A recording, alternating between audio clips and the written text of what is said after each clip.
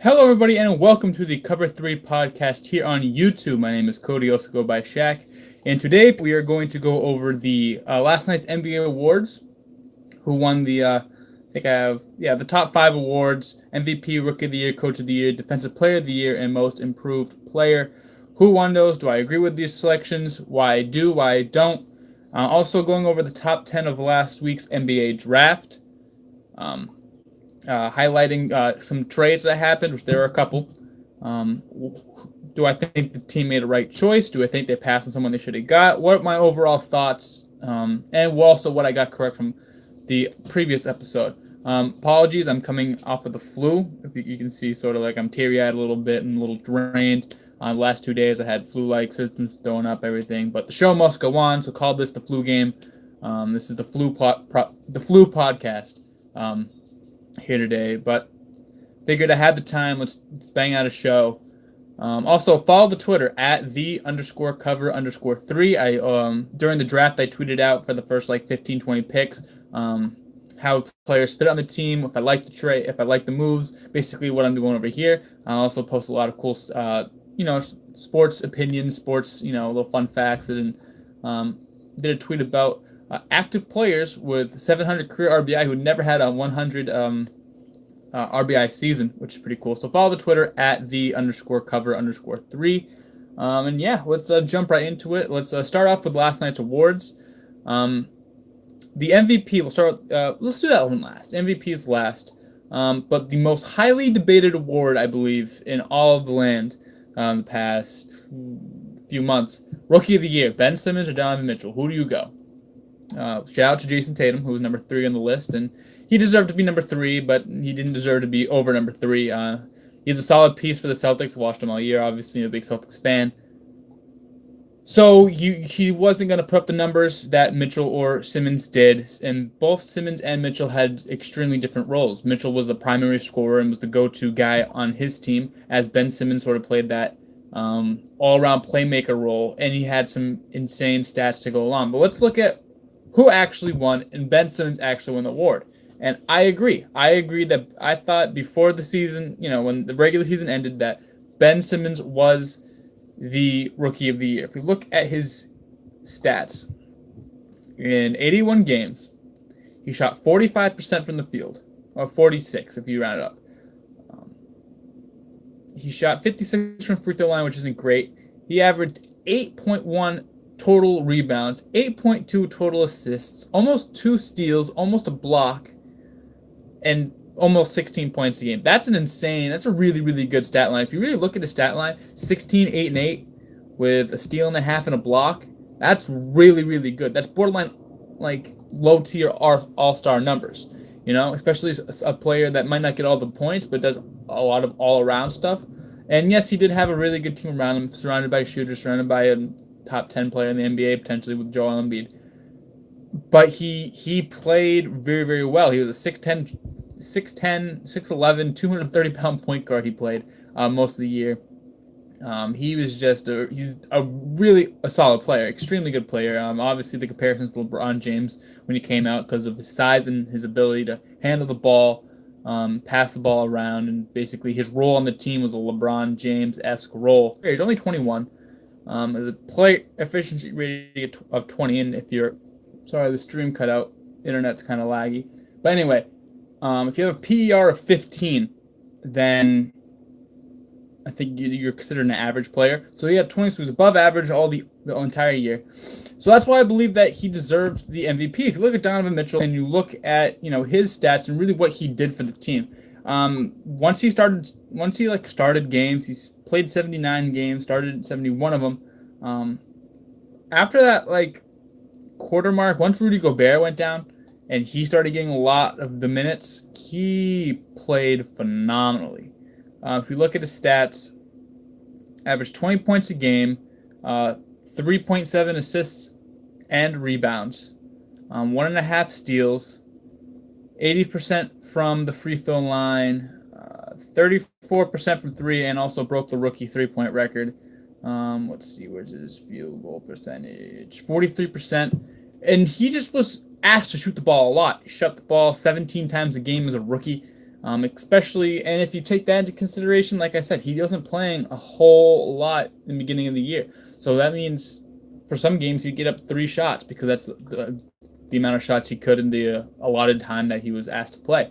And so he was a vital part of keeping that Utah Jazz team alive. A lot of people didn't think they were going to make the playoffs, including myself. I didn't believe that they were going to make the playoffs. Let's turn that phone off.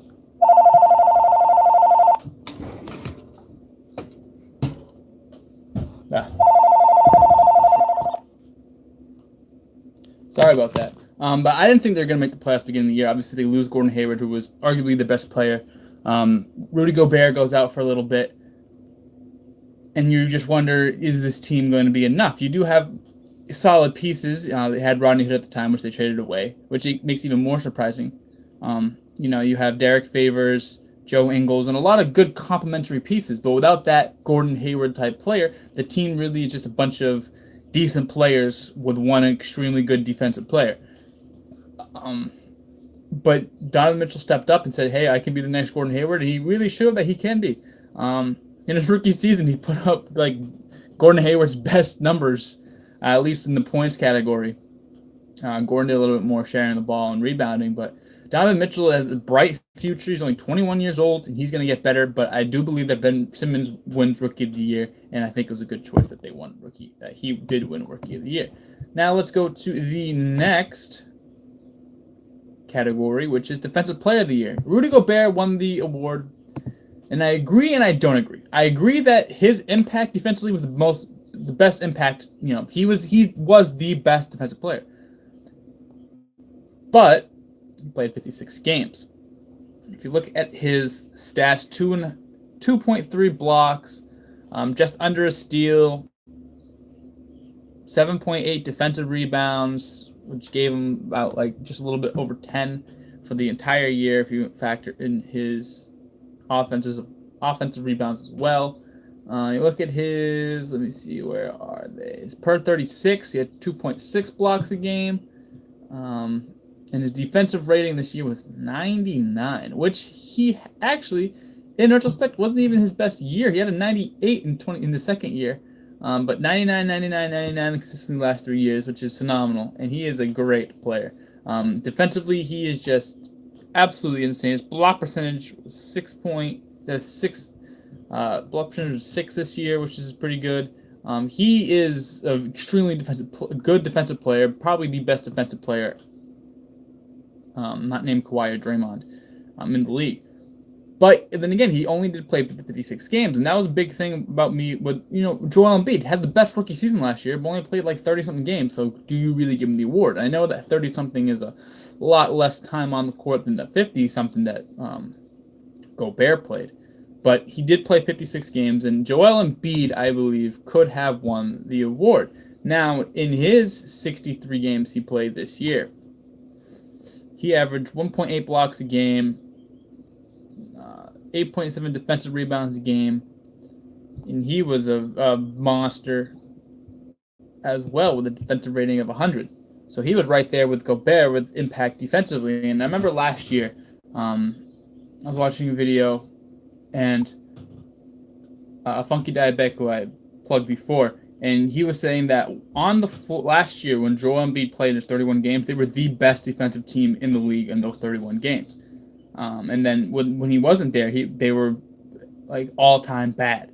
And just his impact defensively, his agility, his ability to switch on pick and rolls and guard, quicker players off the dribble and out on the perimeter, it's just extremely valuable to any team. Averaged 1 steal a game, a little bit more than Gobert did. So I agree that Gobert had the bigger impact, but Embiid also played 10 more games, which in retrospect, now I'm looking at it, there wasn't really that big of a difference. Joel played 63, Gobert, because he wasn't allowed to play back-to-back nights. Joel played 63, Gobert played 56, so you're nitpicking there. So I agree that Rudy Gobert deserved the award, but I think people can make a strong case for Joel Embiid being that player as well. So I agree. Rudy Gobert, a little bit shorter rant than the Rookie of the Year. But Rudy Gobert wins Defensive Player of the Year. I agree with that. Now, the one thing that I also agree with, I think everyone agreed with, Victor Oladipo was the most improved player, jumped from 16.5 points a game to like 22 or something like that. Let me just type up his stats real quick. Also, Victor Oladipo dropped an album last year. Absolutely insane. If you like R&B music, go check out Oladipo's. Just type in Victor Oladipo on Spotify, and he had an extremely good album. I highly recommend it. His first All-Star game went from 15.9 to 23.1 points a game. His steals jumped by 2, 1.2 last year, 2.5 this year, which led the league. His assists jumped up, his rebounds jumped up, his free throw percentage jumped up, his effective field goal percentage, his 2-point percentage, and his minutes only jumped up. Not even a whole minute. And just his impact on the floor. And this is why I didn't believe that. No, I'm not saying this is totally Russell Westbrook's fault. But if you have Russell Westbrook, he went off last year, but that was also detriment to his teammates, like Victor Oladipo, who was an amazing talent. But he just couldn't get the shots. He just didn't get his looks. And his whole rhythm was thrown off. He put up 4 more shots a game and shot 30% better, 35% better, or 0.35%. And for 43.5% better, that's what I'm trying to say. From 44% to 47%, while shooting 4 more shots a game, while shooting like half of 3 more a game, while shooting, he just worked so hard this offseason. Getting to his spots, no one better. His pull-up threes in transition, those were like on ESPN every day. His pull-up threes. Jaylen Brown was also in contention for this award, which I believe any other year, if you don't have this, if Victor Oladipo doesn't shine like this, Jaylen Brown wins it. But there was an incredible year of Victor Oladipo, and I think the easiest award, the exact opposite of the Rookie of the Year, was who's going to win, and everyone knew Victor Oladipo was going to win. So obviously, I agree. Victor Oladipo wins on that front. Coach of the Year. Dwayne Casey won Coach of the Year, won just under 60 games, brought the Raptors to the first seed, yada, yada, yada. I believe the Raptors should have blew it up. They spat in my face and became the 1 seed and then got absolutely obliterated by LeBron James and the Cleveland Cavaliers in the playoffs in the second round. Okay. I do like Dwayne Casey. His offense changed this year. His offense was very just give it to Lowry, give it to DeRozan, wait for 10 seconds on the shot clock, and then just work. Which can be cool, but is also very, very bad, especially in important games or situations where, DeRozan ain't going and DeRozan just jacking up these shots. It's whatever. But a lot more ball movement this year, a lot more involvement in everybody else. And he also had one of the better backup point guards in the league with Fred VanVleet, who came out of kind of nowhere. I liked him at Wichita State. Didn't really think he was going to do anything in the league, but he became a very, very solid piece for that Toronto Raptors group. And there you go. Dwayne Casey wins Coach of the Year and then gets fired. So I personally believe Quinn Snyder should have won it. I don't even think Quinn Snyder was up for contention. I think it was between Dwayne Casey, Brad Stevens, and Mike D'Antoni. And me being a Celtics fan, what I see Brad Stevens do every day is phenomenal. But Quinn Snyder taking his team, and we thought, the Celtics team was bad last year. That Celtics team was a lot like this Utah Jazz team. And Quinn Snyder, I think, really, really deserves using the pieces he has and using, in and out different lineup changes and always keeping his opponents off guard of what lineups he's going to use. I 100% think that Quinn Snyder should have won Coach of the Year. It was a 5th seed, I believe, either 5th or the 4th seed in the West. Beat the Thunder in 6 games, which I know the playoffs don't count, but still. That's why I haven't mentioned any playoffs here so far. Phenomenal coach, and just using his players. Joe Ingles, he made seem like a superstar sometimes, and his 3-and-D potential. Rudy Gobert, using him effectively. Donovan Mitchell's rise has to, a little credit goes to Quinn Snyder there. Just an all-around solid coach, great coach, and I believe he should have won Coach of the Year over Dwayne Casey. Yeah, Dwayne Casey had a better record, but Quinn Snyder also competed against the Western Conference 2/3 of the year. So Quinn Snyder, I believe, in my opinion, gets Coach of the Year. I would even put. I think Dwayne Casey was the fourth best candidate. I would put Mike D'Antoni and what's his face, Brad Stevens in front of Dwayne Casey. But Dwayne Casey was first seed, best record. You can't really go wrong with picking him. But I believe, like deep down, Quinn Snyder should have got the award. And now finally MVP award, and it was between LeBron James and James Harden. It really is what it is. But let's not take away Anthony Davis. Anthony Davis had probably the single greatest stretch that I've personally seen. Now, I remember when Kobe had his 5 or 10, 40, 50-point games in a row, which was insane. But I didn't really watch it. But what Anthony Davis put up night after night after night after night after DeMarcus Cousins went down was historically one of the most dominant efforts I've seen a single basketball player put on in my life. And he deserves a lot of credit. But sadly, he did fall short between these two studs. Now, LeBron James, James Harden, what do you... In realistic standpoints,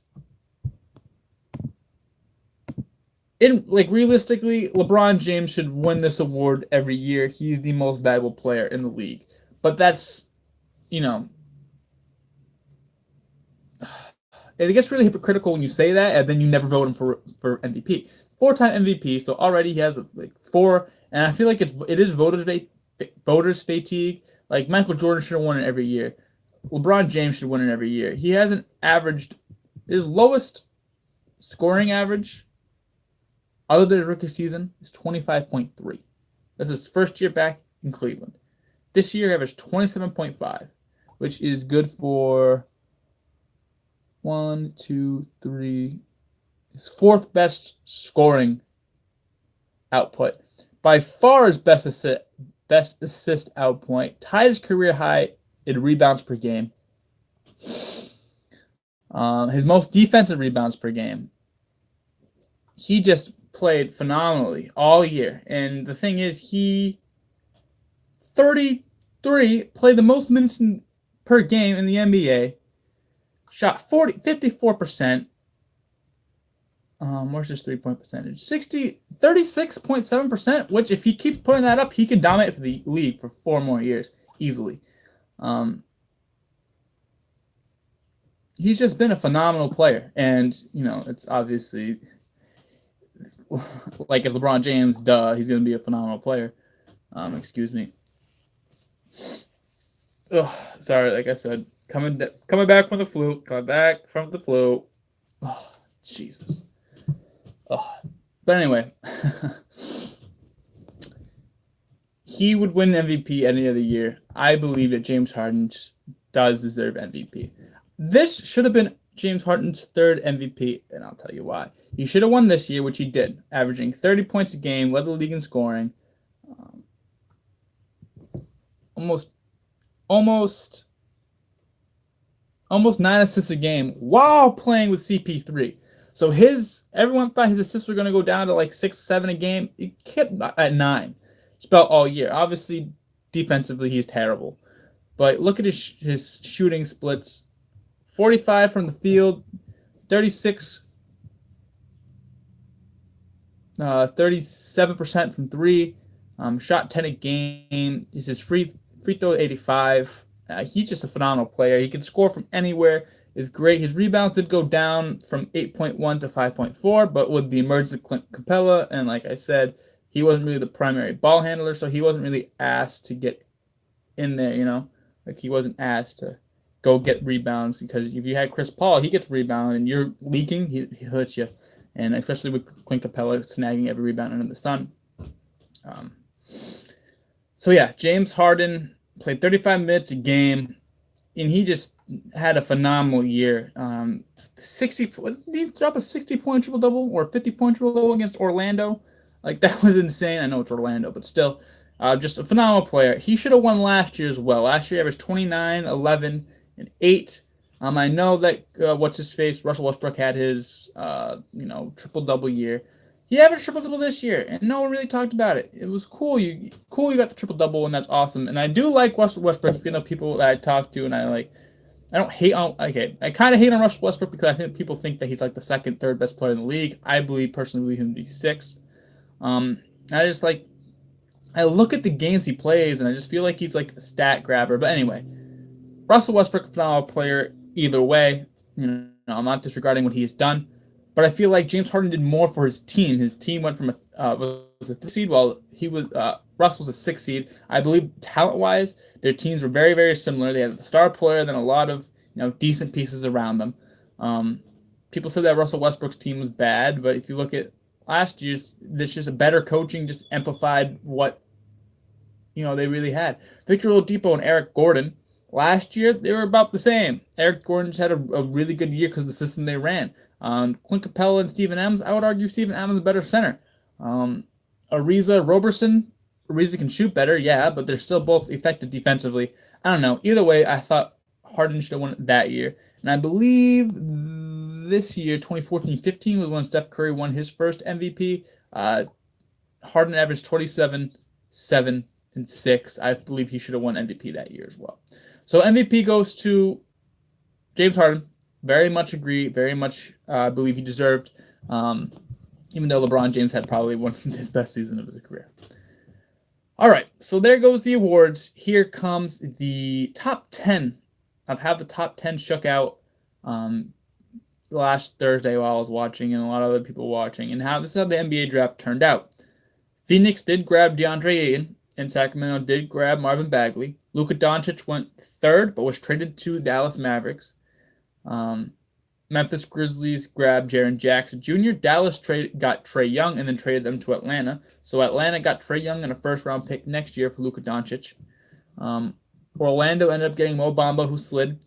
Wendell Carter went to Chicago. Cleveland got Colin Sexton. Kevin Knox went to the New York Knicks. And Mikal Bridges went to Philadelphia, who they then later traded to Phoenix for Zaire Smith.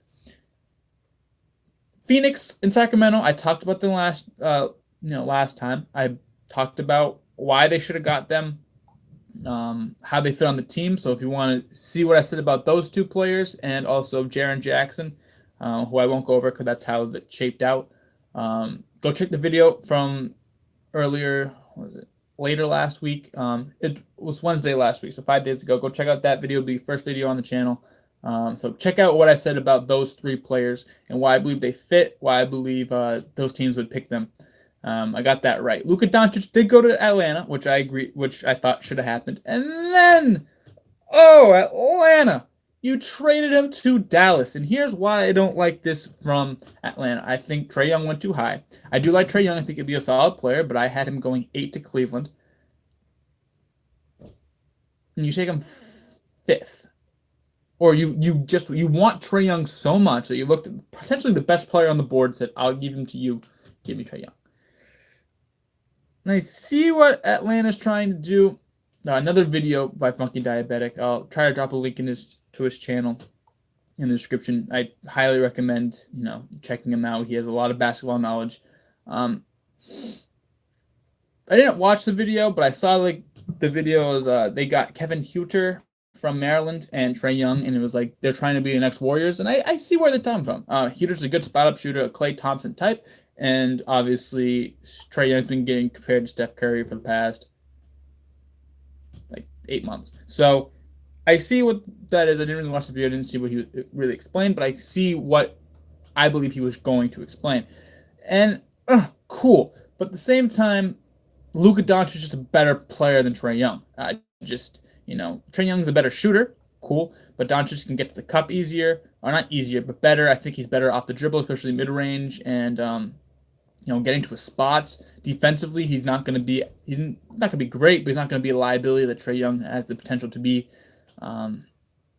I feel like playmaking are the same. I feel like Trae Young gets a lot. Trae Young led the league NCAA in assists, but he also had a lot of turnovers, and his passing ability is great, but I feel like that turnover differential wasn't enough for me to be like, you're clearly the best passer in the draft, and I like Luka Doncic, and I feel like Luka Doncic was the best passer in the draft, so I'd put Luka and then Trae a close second, but I still feel like Luka Doncic is going to be overall a better player.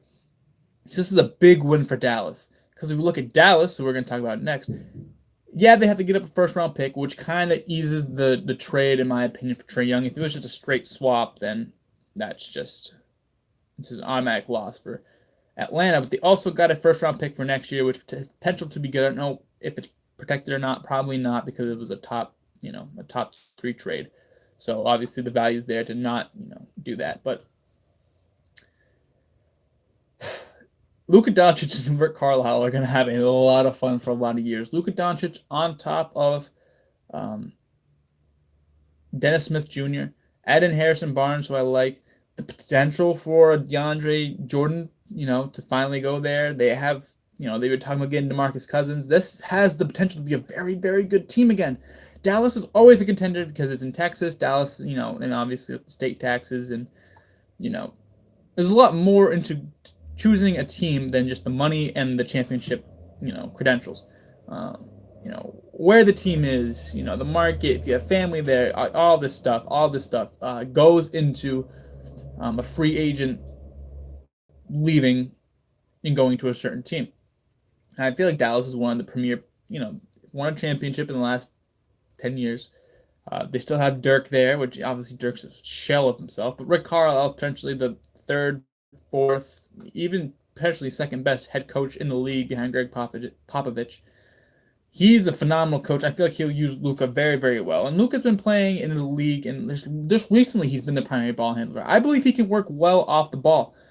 Being a 16-year-old, being a 17-year-old in the European leagues, obviously you're not going to be the star of the team until this year when he was in last year. But I feel like he can work off the ball because Dennis Smith really needs the ball in his hands, and Luka Doncic primarily played with the ball in his hands these last 2 years. But I feel like Luka can work off the ball. He's a good enough shooter too. I think Rick Carlisle is going to use him and Dennis Smith Jr. very, very well, even stagger their minutes so Luka has time with the ball. He gets to sit, Dennis Smith Jr. comes in, and then Luka will come in again, and then spell, and use all these different lineups and all these different, and then Luka doesn't even have to guard the best wing player or ball handler. He doesn't have to guard the ball handler because he had Dennis Smith to do that. I feel like this team has the potential to be very, very, very good. Dennis Smith Jr. and Luka Doncic, I feel like, can work together. And on top of Rick Carlisle, what they can do in free agency, which hopefully they'll have a free agency special coming out soon. Yeah, it is just going to be great for this Dallas team. They definitely won the draft, at least through the top 5. Does not fit today's NBA. Sorry, the stream keeps disconnecting. I have bad Wi-Fi here, but we'll just have to deal with it for the summer. But anyway, Vucevic is plotting back to the basket, big man. He did expand his range a little bit, but I feel like he's a liability on defense. He's not good. He's not that he's not good. He's not what the Magic are trying to do, which be an athletic, switchy, defensive team, which Mo Bamba will do perfectly. Orlando has probably the worst front office in all the league. Signing Bismack Biyombo to $17 million, it's just bad. It was a bad move. It was just terrible. And they'll have to deal with that. But I feel like he can be a backup big man. And Mo Bamba might not get all the minutes he deserves in his first year because he can't play with those guys because he's not a floor stretcher. Unless those workouts with Joel Embiid shows that he is Joel Embiid 2.0, which then he could play with any big man. But he probably won't get the best first year.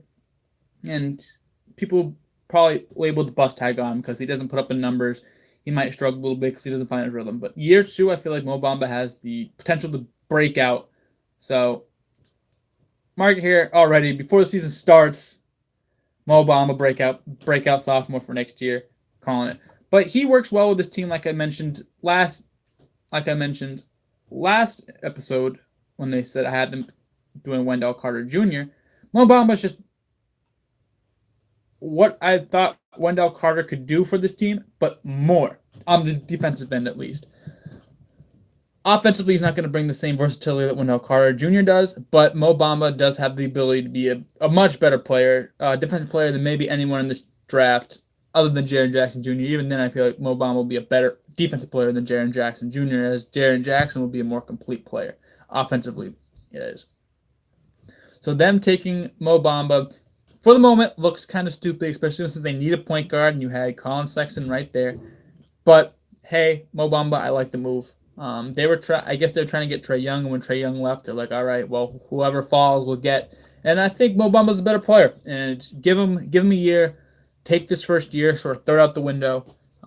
Let's see what happens next year and what Orlando does if they do anything. Because, like I said, worst front office ever. Chicago then gets who I thought was going to go 6, Wendell Carter Jr. Now, putting him on the Bulls is kind of perfect. You have Zach LaVine, Chris Dunn, Lauri Markkanen, and he fits in right in the middle. Good rebounder, good defensive player, can facilitate the ball. That Al Horford type player. That's just good. It's just a good fit. It makes people around him better. In an interview with Bleacher Report, I don't know if it was Bleacher Report or someone, I read it on Bleacher Report, interview, he said, the comparison is easy to Al Horford. He's like, yeah, I watch Al Horford all the time. What he can make an impact without the ball in his hands, and that's what I want to be. And especially with a team like Chris Dunn, who kind of needs the ball in his hands, and Zach LaVine, who kind of needs the ball in his hands, and Lauri Markkanen, who really needs the ball in his hands, making an impact without having the ball in your hands, because only so many players can have the ball in their hands at once, which would only be one. That's just perfect for this Chicago Bulls team. I feel like he's going to be the perfect selfless player to go on with a couple of the egos that might develop in Chicago in the years to come. Really finding out whose team it is, especially how young they are. He can stretch a little bit.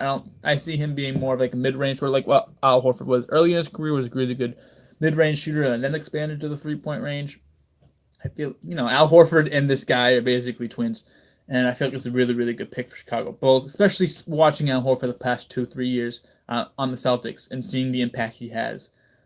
Very, very good pick for a Chicago team trying to rebuild itself from the tragedy that was the Derrick Rose injury and getting rid of Jimmy Butler. Cleveland takes a point guard, not Trae Young, because Trae Young already goes. Colin Sexton. Now, Colin Sexton has potential to be a better point guard than Trae Young. Sort of that John Wall type. Not going to shoot, but going to get to the cup. Not as athletic as John Wall, not nearly as athletic as John Wall, but still has that athleticism. If you remember at the beginning of the year, Alabama, 3 players fouled out and then they got in a fight. It was 3-on-4 to get 3-on-5 against Minnesota. I know Minnesota isn't the best team, but neither is Alabama. And Colin Sexton dropped 40 in that game, playing 3v5, and almost won them that game. That was the most craziest thing I've ever seen in college basketball. And I've seen some crazy stuff because it's college basketball and crazy stuff happens all the time. But Colin Sexton is a great player. If LeBron leaves, which he is going to, sorry guys, but LeBron's leaving, fun fact. Colin Sexton isn't going to Kyrie this team or make this team, he's not going to have the impact Kyrie had, but he's going to be a solid player. I see him having sort of that Kemba Walker career where he might get an all-star on a bad team, but he won't be the first, maybe even the second option on a championship team, but he'd be a piece that a lot of teams would want. And a lot of teams will try to build around until they get a superstar to build around and use him as a complementary piece then. He can create for others. He's just a good player, and they needed a point guard, especially with, Jordan Clarkson and George Hill not really working out and what they're going to do with them. And Jordan Clarkson more of a shooting guard than a point guard, yada, yada, yada.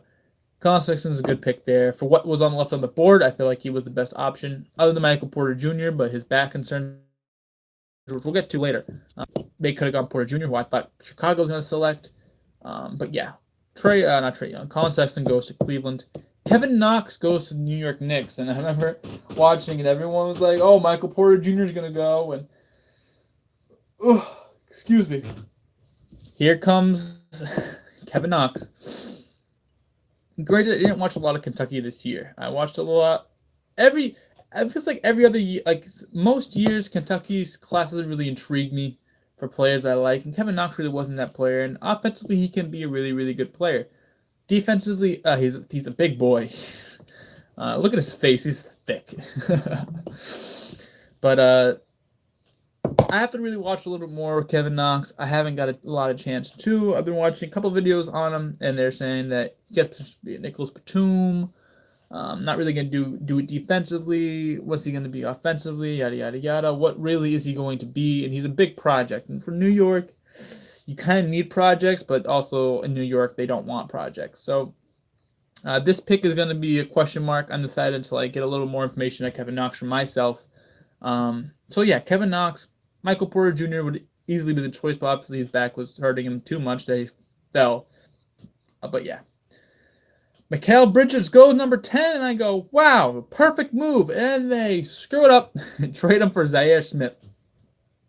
Zaire Smith, also another player that I haven't really got a chance to watch, but extremely athletic, very good defensively. I feel like Mikal Bridges isn't as athletic, but is better defensively and a better shooter. So it didn't really make sense why Zaire Smith was why they traded. Excuse me, jeez. I'm dying. Why they got Zaire Smith. I know they got a first-round pick out of it, which is a good complimentary piece of 2021 for Miami Heat, I believe. I don't know if there are protections, what the protections are, but they do get an extra first pick out of it. Maybe trying to move for Kawhi? Question mark? I don't know. But anyway, Mikal Bridges would have been perfect fit for Philadelphia.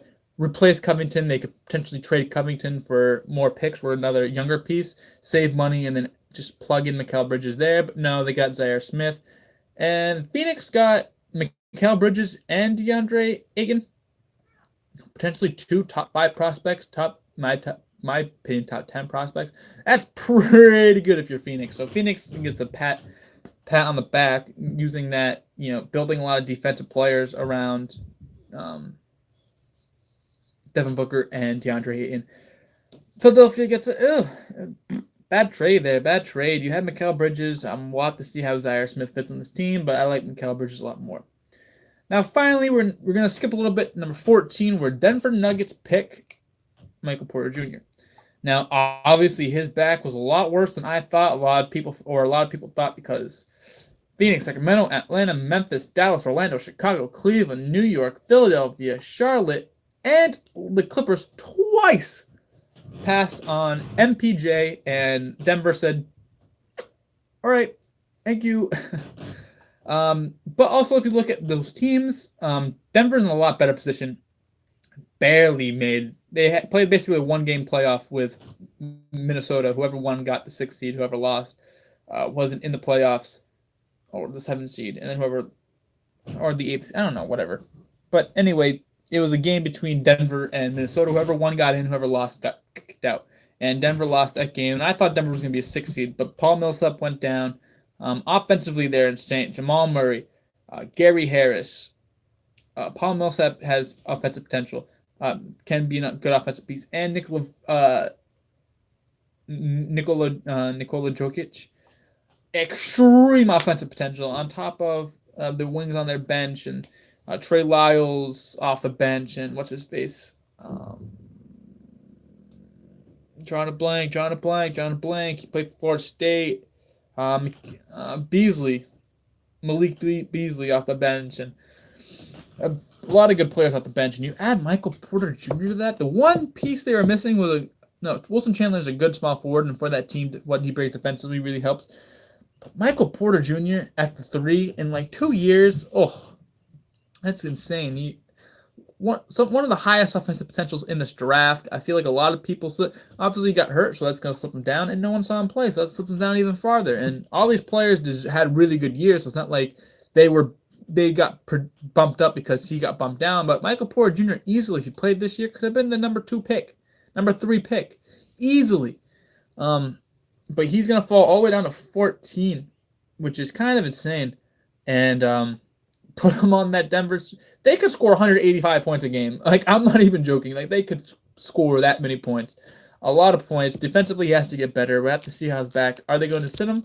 I've heard reports that they're going to sit him for a little bit. They can sit him for a longer extended period of time. Yada, yada, yada. But anyway, A+ for Denver. And I feel like they could be a 4 seed in the West if he plays effectively, and they watch out. Denver's on the rise. Denver is coming. Been on the Denver train for a little bit. Denver's coming. So, ladies and gentlemen, that's going to this abbreviated show. Normally, I like to keep them for an hour. Last show was 45 minutes. That was the start show. This is going to be 40 because I still feel kind of sick. But anyway, thank you for watching. Like the video if you liked it. Subscribe for more. We're hopefully tomorrow, if my schedule's all right, we'll do the first biased episode. We're talking about the Celtics, the Red Sox. Probably talk about Robert Williams, who's also an A-plus draft steal of this draft. I'll talk about probably in the next video for my Celtics. Talk about the Red Sox, how they're doing this season, and what the expectations are, which obviously World Series. Not much for the Bruins. I'm not a really big Bruins guy. The NHL draft was the other night. I have no idea who any of those people are. So yeah, probably next week. Hopefully within this week, I'll have a biased episode out. So make sure to follow the Twitter at @the_cover_3 to check out my Twitter. I'll put notifications when I go live, when I go back to school, when I go live on YouTube as well. So follow that, do all that good stuff, all that, fun, lovey-dovey stuff. Like I said, like the video, subscribe, share it. The point isn't to grow. I'm not trying to do this for a job. I'm just doing this for fun. This is something I want to do for a living for a long time. So if I grow, cool. If I stay at 4 or 5 subscribers, that's cool too. But share it if share it around if you want to. Like I said, like, subscribe, and we'll see you guys next time. All right.